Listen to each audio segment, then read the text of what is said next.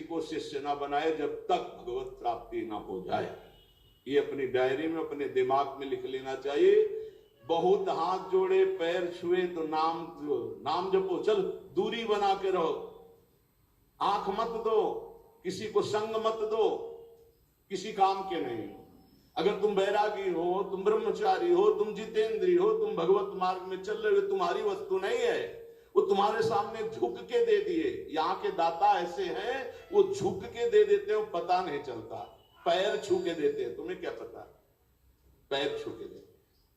भाई जी महाराज चरण छू रहे, राधा बाबा को चरण छूते छूते दे दिया। जो बाबा बाद में समझ पाए, आजीवन उनकी यही है, समझ पा गए ना, तो तन मन प्राण न्यौछावर कर दिया भाई जी के ऊपर। आजीवन जहां भाई जी वहीं, अगर चिता लगी तो वहीं टीन छवा लिया बलिहार। ये समझ मेरे लिए इतना विपरीत संसार का।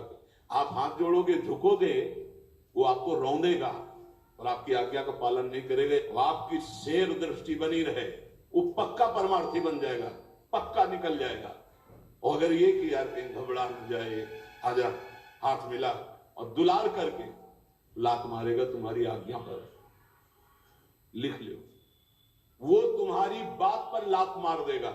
इससे शरीर पे लात मारना सहज होता है, आज्ञा पर लात मारना सबसे बड़ी बात होती है। एक गुरुजी का शरीर दर्द कर रहा था, शिष्य शरीर सेवी था, कहा बेटा आज बहुत शरीर में दर्द हो रहा है, हाथ से कुछ असर नहीं हो रहा, चढ़ जाओ शरीर पर, दबा दो।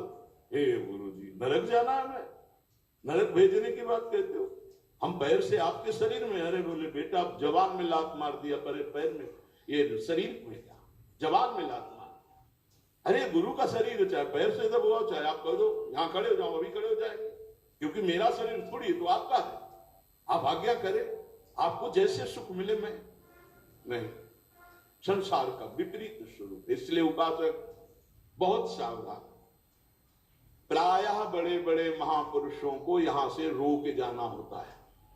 क्यों? ये संसार की कटुता है।